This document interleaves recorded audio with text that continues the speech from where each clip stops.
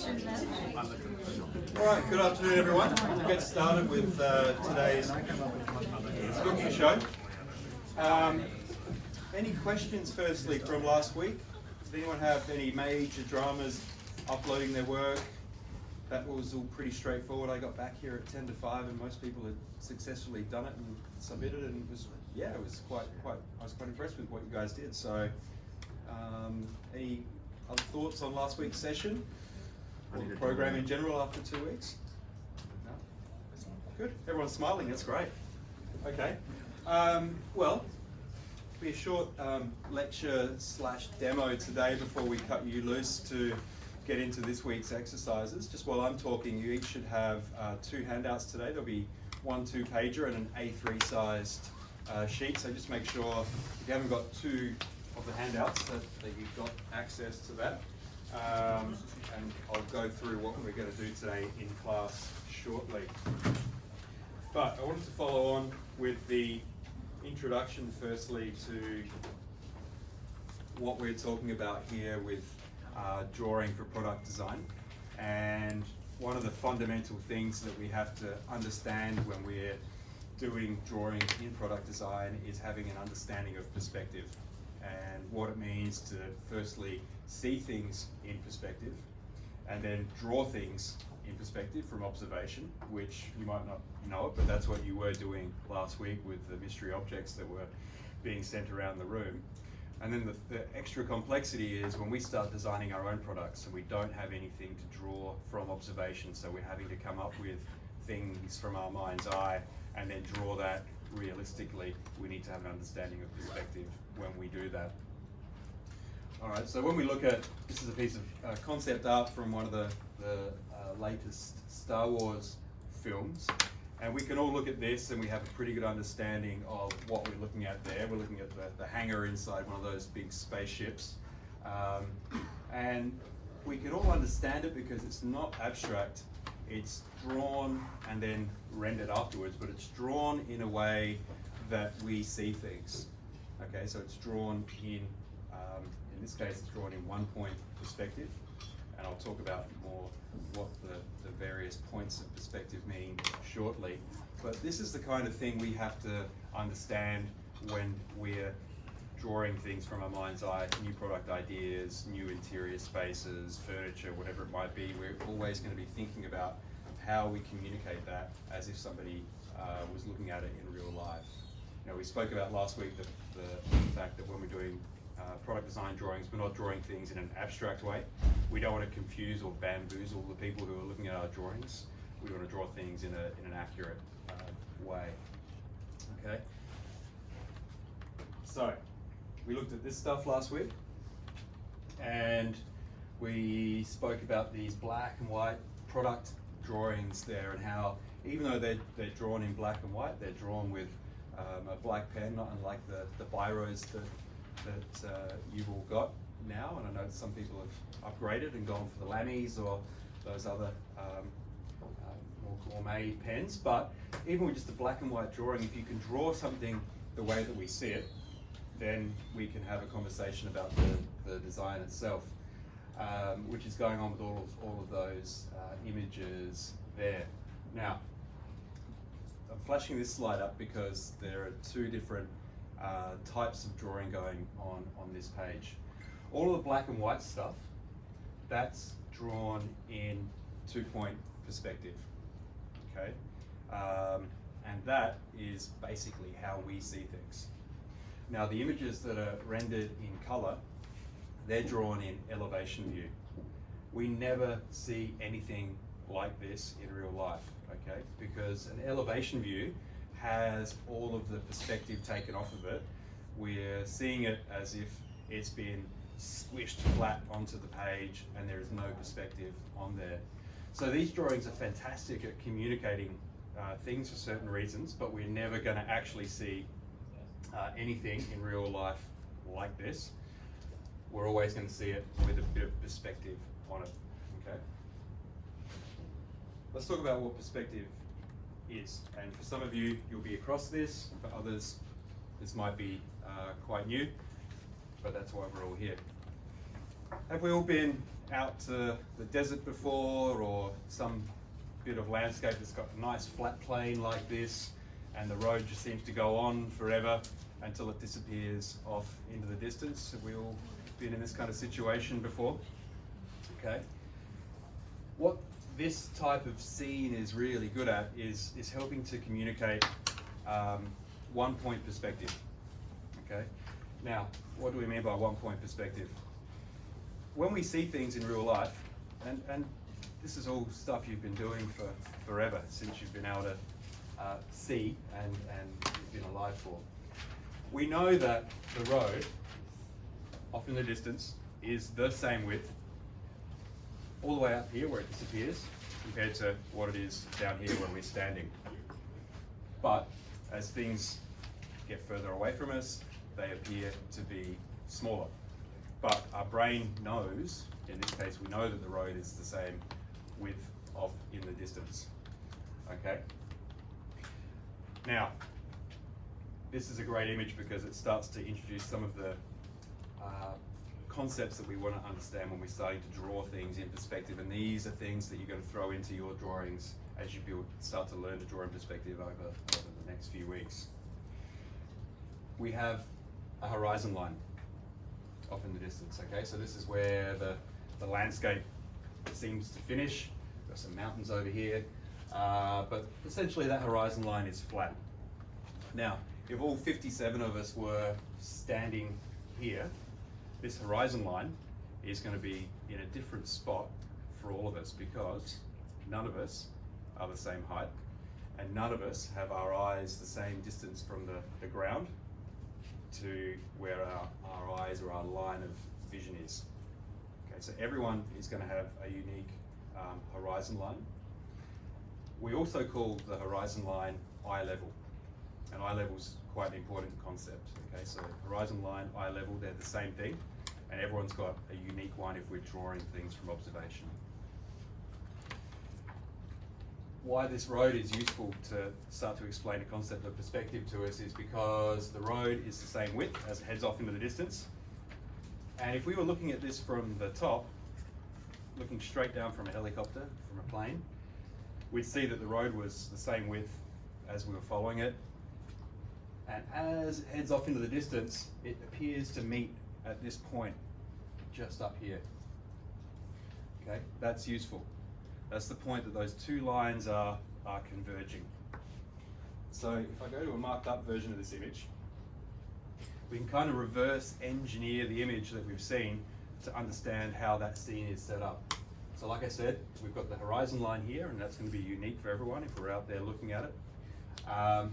And we've got a vanishing point, which is where everything converges off into the distance.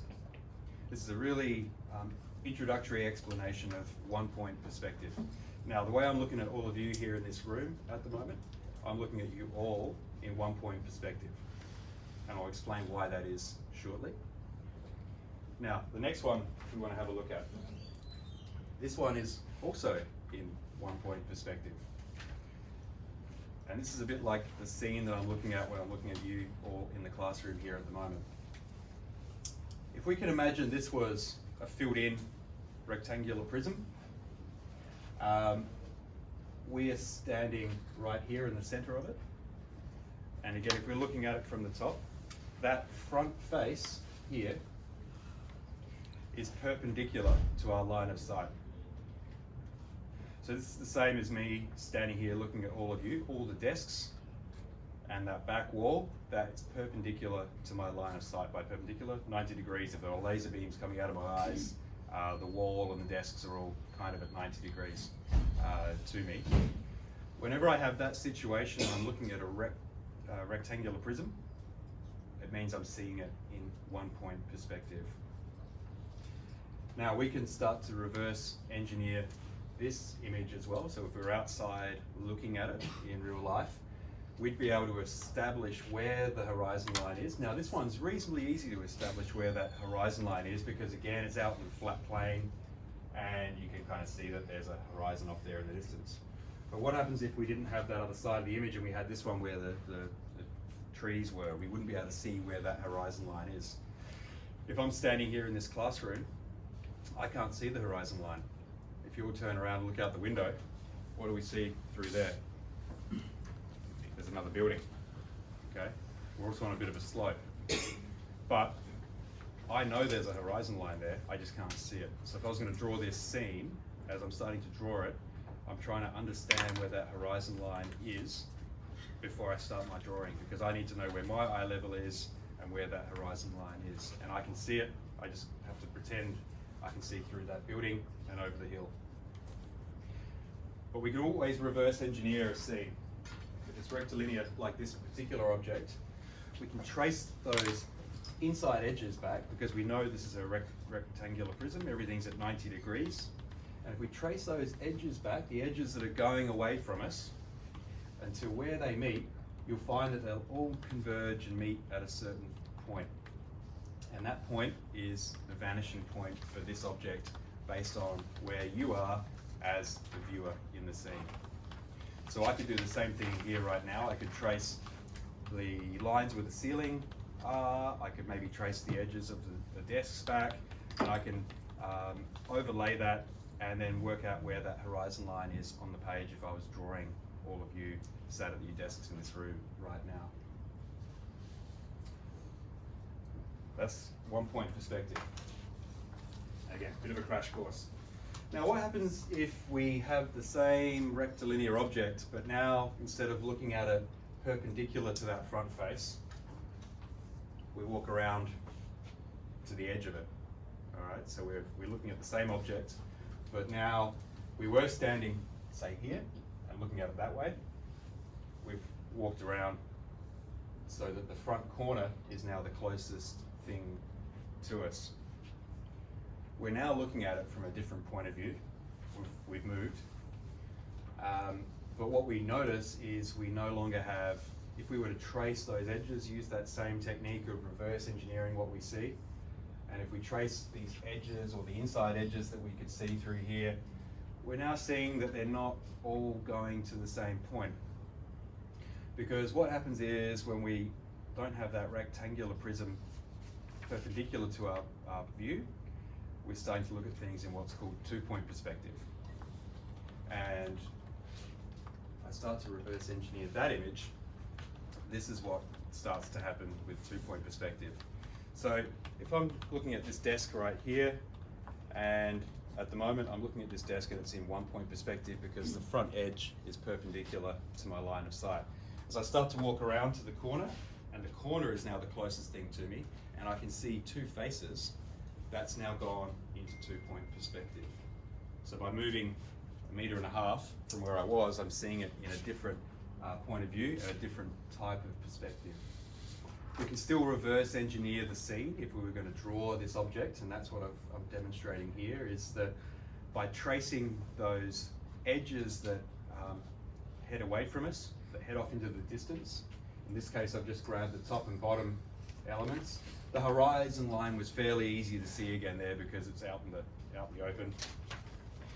But if I trace those edges all the way back to where they meet, you'll find that they will meet at the same point, and that becomes, in this case, this will be our right-hand side vanishing point. And then if we trace those ones that are disappearing off to the left, they meet at a point on the horizon line, and that becomes our left-hand vanishing point. And so we end up with two vanishing points in this scene.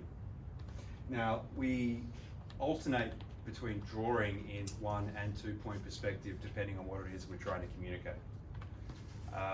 The product sketches that we were looking at earlier, these ones here, these are all drawn in two-point perspective. Because we imagine there was a rectangle box around all of these things. We've rotated that rectangular box so there's a front edge closest to us, and we're looking at that in two-point perspective. I think that's probably the most common way that you're going to end up drawing is in two-point perspective. Now there is three-point perspective, and I'm not going to confuse you with that today, but that's actually how we see. But pretend I never said that. Pretend that two-point perspective is how we see for now. A little bit confusing, but you've all been seeing like this forever. Okay, we've all been doing this forever, but until maybe someone explains it to you,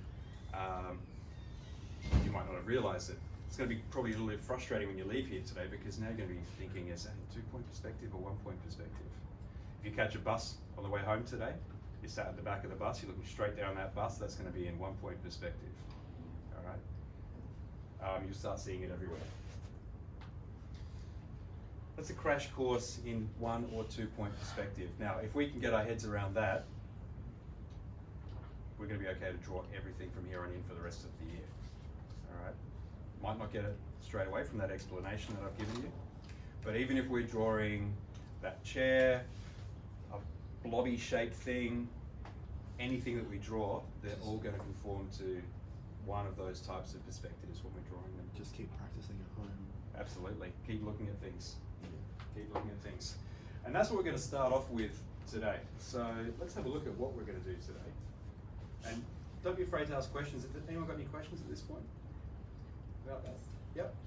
Like for example, drawing a cube like this, and say you know, all the sides are going to be the same area. Yep. So if you've got a face that x b squared, how do you determine to make that same size and know that in the foreshortening of what you're drawing? Great question. Yeah. Can you hang on a couple of weeks for that one? Great. Because that's a really good question.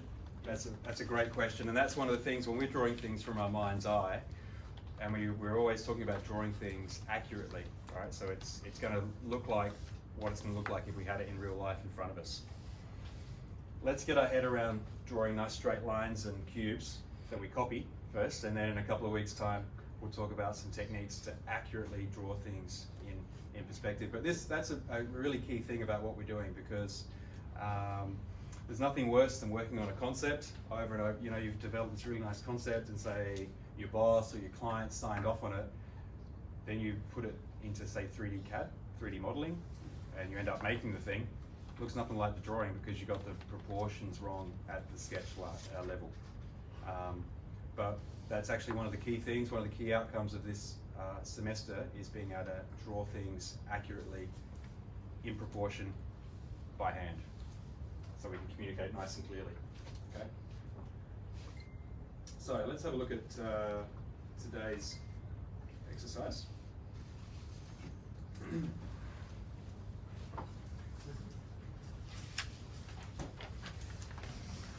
So I'll just run through what we want you to do in class today, and then we'll do a bit of the cooking show stuff to show you what we're looking for. Now, exercise 1 on today's list is just a bit of a warm-up exercise. Now, even when I'm giving a class, I've been drawing for a lot longer than all of you. I normally warm up somehow, because it's like, I don't know, playing football or going for a run or something. You wouldn't just go for a 10K run, probably shouldn't, without doing some stretches first. Same with your drawing. So for the next few weeks, we're going to do a little bit of a warm-up exercise just to get our head and hand-eye coordination happening before we hit the exercises. So exercise 1 today is looking at folding this piece of paper up and then drawing some straight lines. Now, I'm not sure how we went last week with the exercise 2 there, where we got the biro and we were trying to go from light to dark and get those nice straight lines that were going all the way from top to bottom of the page. How did we go with that? Yeah? A bit wobbly? Did they get better or worse as you went along the page? Slanted. Slanted? Yeah. I think I said it to those of you who were in the class at the time last week, but one of the things you want to try and do with these nice straight lines that we're going to draw is you want to try and link up your fingers with your wrist, with your elbow, with your shoulder to get those nice straight lines happening. Because if you anchor your elbow on the desk, or anchor your wrist on the desk, or anchor your whole arm there, and there's no movement happening there, you're kind of limited in how long that stroke can be. But also, if you're anchoring your elbow on the desk, you're kind of creating a natural compass. So try and take your ankle off the desk, elbow off the desk. Definitely get your elbow off the ankle off the desk as well. The other tip, if you want to get really good at this, is there are a couple of benches, stand-up benches there in that side of the studio or here. Draw standing up, because if you're standing up, you're not going to be able to put your elbow on the desk to do that kind of pinning thing that we're talking about. And the other thing that we often see is when people aren't confident and we ask them to draw those nice straight lines is you stay anchored, but then you start doing little chicken scratch lines. So there's like one line is made up of 50 different lines. Try to avoid that. Do your best to get one nice straight line for each of those lines. Each line should be made up of one stroke, not multiples. This warm-up exercise is going to help you do that by equally dividing up the page and then drawing lines up and down and then diagonally. Now the other pro tip here is don't be afraid to rotate the paper around. People are going to have a natural stroke that's going to work best for you. Do you need a ruler? No rulers. We break rulers. Yep, they're banned. Rulers, lead pencils and erasers all banned in here for this semester. We'll get good at this. We'll get good at this. So that's what the exercise is for. They're going to be horrible probably for the first few weeks, but they'll get better. Right. Exercise 3 that we want you to have a look at today. Now that's on the last page. Does anyone know what Mr Squiggle is? There's a few people in here. Is that horrifying puppet? Yes, it's horrifying. For those of you who are too young to know what Mr Squiggle is, there's a YouTube link there. I suggest you go and have a look at it. It's a great piece of Australian television history. I'll let you watch that in your own time. We won't watch that in here. But I've given you a bunch of random scribbles on the page here, or squiggles, and I want you to try and turn them into something. Use your imagination. Don't care what it is. Try and turn those squiggles into something. All right, so this is a bit of a warm-up exercise as well. And what I want you to do with this one is we're starting to get into the habit today of tracing things off.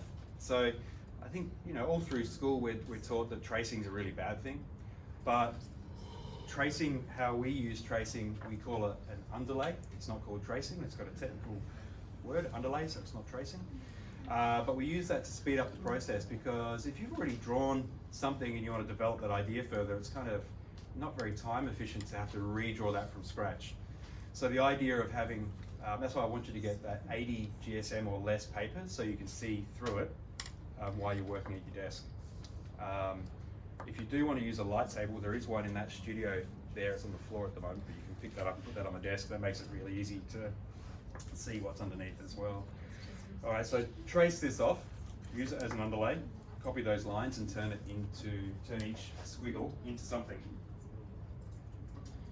All right, exercise 4. This is the other one we want you to have a crack at in class today. And again, we start to look at these objects and we want you to turn them into something. And I'll come back to these in a second and talk more about those.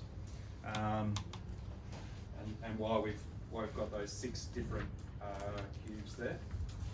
And then exercise 5 is where you use the A3 sheet that I've given you. Again, you use that as an underlay. You put that under your clean sheet of paper, trace off the stuff that I've given you, and then you've got to finish the drawing, finish each of those cubes, and each scene is in one of the perspectives that we've spoken about today, so either in 1 or 2-point perspective. And this is why we're going to practice the nice long straight strokes, because you're going to need those nice long straight strokes for the A3 size exercise that you're doing today. Then there's some more homework stuff that follows on, where you've got to do some more of that drawing from observation, and you can read through that one in your own time.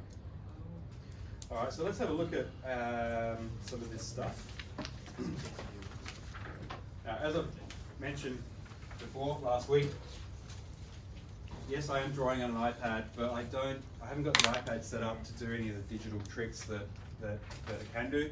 So I don't use the iPad to artificially correct the lines that I do. I'll try not to use the undo button, generally don't do that. But it's a really good way of me projecting this on the screen to communicate stuff with you, and generate time-lapse videos out of it. Just means I don't have to have cameras and this kind of stuff over the top of me here. But as I said, I want you guys to all, in this first semester, work on paper. Okay, so no iPads or drawing tablets this semester. your drawing practice and the ability or the learning to draw happens much more efficiently and easily if you're drawing with pen on paper. And the pens that I've got in here, I've designed them to try and match what it is that you are drawing with in here as well. Alright, so the first one we're looking at today is, I've given you these 6 cubes. Now, what do we think about these cubes in terms of thinking back to those slides we looked at the very start today, where we had the road that was off in the desert, and then we had the monolith that was in 1-point perspective and 2-point perspective. You know, if we're looking at these 6 cubes here, and if you look at that one, what perspective is that in? What point perspective? I can see someone holding up a 1. Yep, correct. What about that one? That's in 2. I've made it kind of easy because each row is either 1 or 2-point perspective. But that's a good start that we can see that. Now let's get a pen that looks more like what you guys are doing. Now I could reverse engineer this scene by doing what I'd done in the example, by tracing those edges back. Okay, so if I trace all these edges back, and where they converge, just there, that tells me in this case where the vanishing point is. Can we all read my handwriting? Yeah. Good. Most students complain about my handwriting, which, given I give you guys a hard time with your handwriting, it's not very fair, is it? Okay. That would be our horizon line in this case. Or eye level.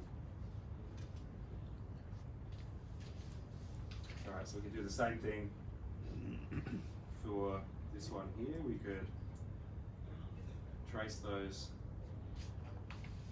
lines back in the scene. And they're all meeting there. So in this case, switch pens. That would be our vanishing point.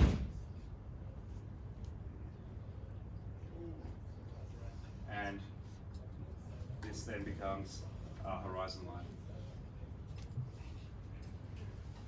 our eye level.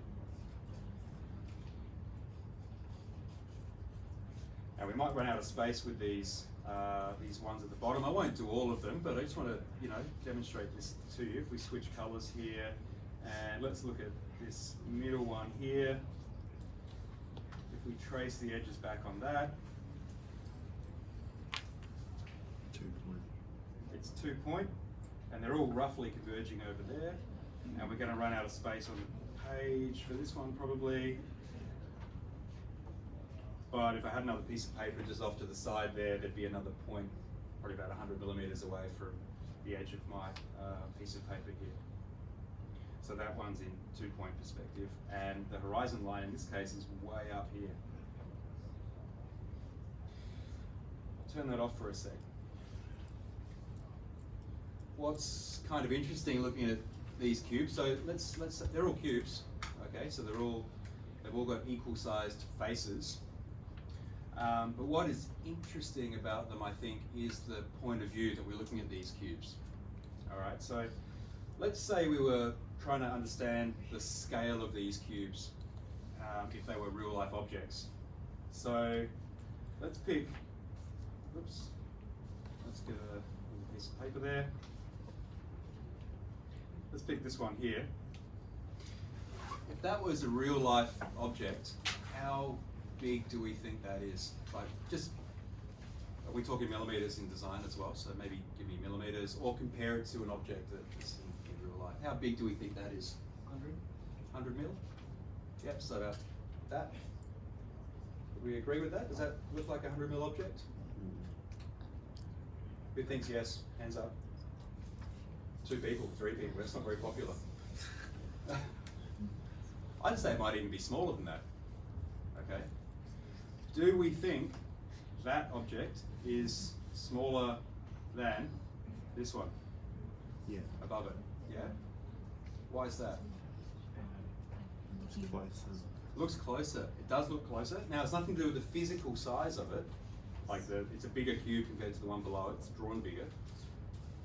That's where the eye line is. Great. Who said that? Excellent. Perfect. It's where the eye line is. So, if I was going to reverse engineer this drawing, okay, we'd do what we did before. We'd trace it down. We've already worked out that it's 1-point perspective. Now, that's where the vanishing point is, just there, which means the horizon line is off to the side there. Now, if we were going to turn this into an object or something, which I've asked you to do, maybe this becomes a room, because we can put a couple of people in there. And, you know, maybe if we put, maybe there's some kind of chandelier or light there, and then maybe there's a bar happening here. Okay, so all of a sudden that seems to suit. There's a barkeep just here. It's almost 4 o'clock, 5 o'clock, sorry. All right, but that seems about right for that scale. So the point of view that we're looking at that, because you wouldn't look at, we generally wouldn't be looking at a 100mm object that low with that type of perspective on it, that image of it, okay? Now if we compare that to this one, you know, it's very different, right? But we already identified that the horizon line was up here somewhere. So this, to me, is probably more of a bigger object. This might be like an ottoman, because, you know, when we're looking at an ottoman that might be 400mm, 500mm tall, that's how we're going to see it. So when we're drawing these things, we generally want to draw them from the point of view that we would be used to seeing that size object in real life. Now there are plenty of exceptions to that. If you look at a lot of the automotive sketching, for example, those designers start to really mess with the point of view that you're looking at it. But if we compare that to this one that we looked at initially, you know, we could start to work out where the eye level is. We could trace all those things back. The horizon line is around about here somewhere, and it's out in space, so there is no horizon. But this tells us that the viewer is, we're probably up here somewhere. We're probably up on the 5th, 6th story of this hangar bay. And we're looking down on these things. So that's more like the cube that we're looking at here, but probably more like that one if we were on the ground. Compared to the product sketches that we looked at here. So let's say, you know, one of these, this hand vac here. You know, I'm kind of looking at it as if it's just here in front of me, and that's how I'd expect to see it. And the perspective isn't too forced. It looks about the right way that we would see it if we were looking at it in real life. So that's why we're looking at these objects. So I kind of think that this one here could be like the size of a dice, even, you know, really quite small. So you might decide to draw some fingers holding that, for example. That would look about right at that scale.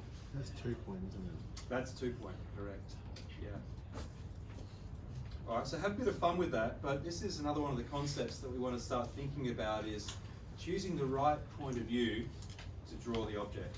Now we're going to be going and doing some observational drawing outside, and when we're drawing outside, you know, we might be drawing objects that are table, chair height, and that might be really quite easy to see where the vanishing points are going and understand where the horizon line is, because you're outside and you can look dead ahead and see it. But there are other things that we might be drawing around this campus where you can't see that horizon line, but you can start to use some of the geometry on the buildings and objects that you see to reverse engineer the image. And we'll talk more about that in the coming weeks. But choosing the right perspective setup, where the horizon line is or where your eye level is, where those vanishing points are, that's a key concept. Right. I don't think I really need to do much more of the demo, but let's start with with this one here. So what I'll do up here, I'll pretend I've got a clean piece of paper on top, and so I'll just turn down the intensity of that so you guys can just see it, and I'll work in red to make it a little bit easier for you to see, but I want you guys to work in with your black pens. So I've given you the exploding cube scenes 2 of, and I've made it even easier for you guys because I've identified where the vanishing points or point is on the drawing that you're copying. But what we've got to now do is fill in the blanks. So all of these objects are cubes. So this comes back to your point at the back there earlier about making things look like they're right in perspective as they're going away from us. And that's quite a challenge. Let's start to go through the exercise and how I would be doing it. I'm going to pick on this one here at the front. And yeah, so we'll start on with that one there. This is where those nice long straight strokes come into play, but let's just trace off the information that we've been given first. Okay, so try and do as fewer strokes as you can when you're tracing it. I noticed that Craig, you've got that 0.6 pen that you've the thicker felt tip today. Did anyone go and buy one of those thicker pens? Yeah, a couple of people. The reason I'm mentioning that now is because sometimes we like to do this where I've now, that one up there, I just put 8 lines on there to make it thicker. And I remember when my boss came over and looked over my shoulder one time, I was drawing in this car design studio, and my boss said, I don't pay you to draw the same line 10 times, get a fatter pen. Right, so then I got a fatter pen. So if you, for your initial tracing, just do 1 or 2 strokes, and that should be enough, and it'll be quite light, and it won't be as thick as the line work that I've given you on the underlay. But once you've got the drawing right, then you can add the thicker line. So we would normally work with that biro first, and the other cool thing about the biro is, what we learned last week, is that if I hold it down quite lightly, you're probably not going to see it on the screen, but I can almost get like a pencil weight line, really light. Is that coming up there? Yeah, you can just see it. All right. So what I'm doing there is I'm doing what we were looking at in those introductory slides in today's presentation, and what we did with the cubes. We're trying to trace this back to the vanishing point. Now the other thing you might have to do with some of these cubes that I've given you is I might have deliberately made them not quite right. And the one we're looking at right now is an example of that. So I've given you where the vanishing point is. So let's say I was tracing this one, that one there. If I trace that at the moment, it doesn't go to the right spot, does it? Okay, so because I've given you the vanishing points, get these nice, straight, long lines going from the corners of the cubes, and that, still not quite right. That's where it probably should be. So you are welcome to correct the ones that aren't quite right, and that's kind of there for a reason, isn't it? Right.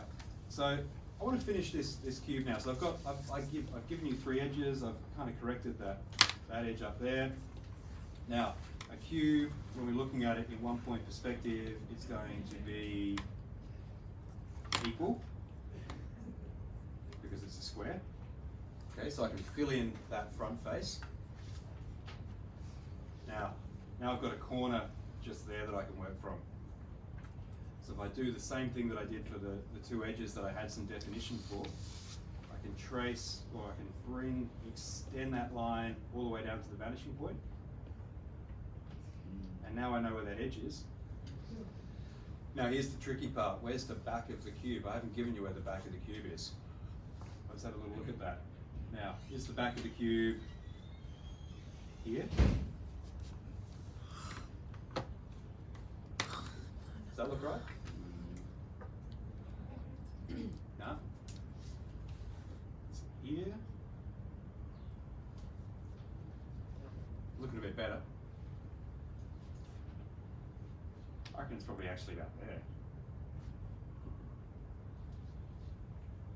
Which one of those three do we think's the winner? It's definitely not that one. Should draw a line first from. Well, what if we ran it up the back as well after this side? That would also be helpful to finish that off. But it's probably somewhere between those three. So your challenge is finish off the missing information and make it look about right. Let's pick another one. Let's pick this one here next to it. And again, if I just trace off the info that I've given you, I won't do the 8 lines now. I'm having nightmares that my boss is in the room. Okay, so I've got the front corner there. I've got a little bit of information at the back. So I don't have to work out how deep this one is because I've given you that information.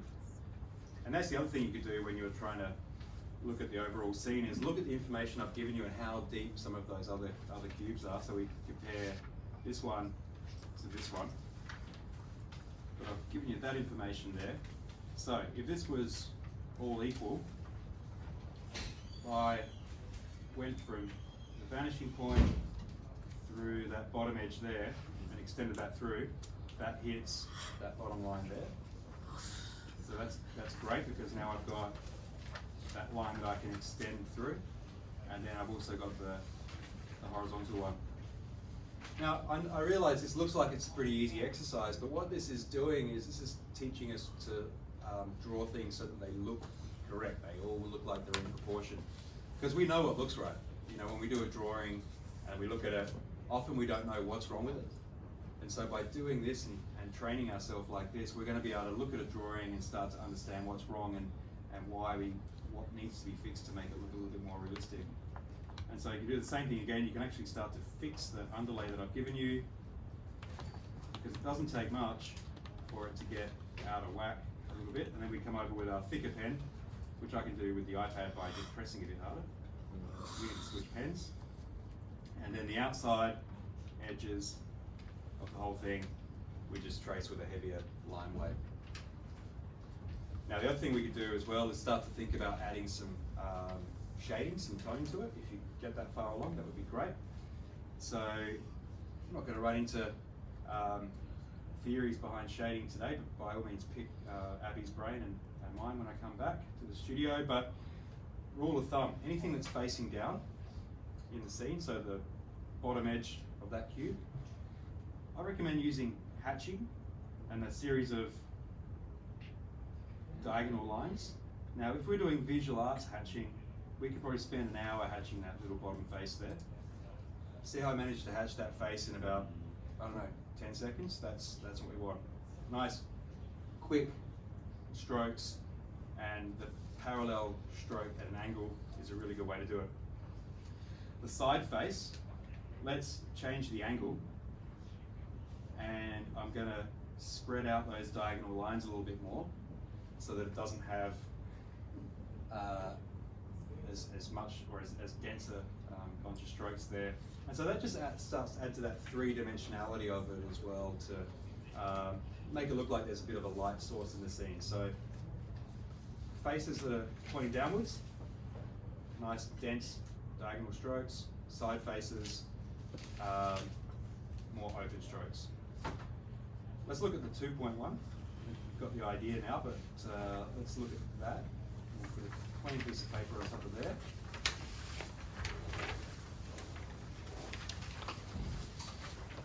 We'll get this thing to turn around. Right. Now again, I've given you those vanishing points, so you don't need to reverse engineer the drawing, but what you do need to do is keep checking those cubes and working out where the backs of things are, but just trace over what you've been given information-wise and then try and fill in the blanks.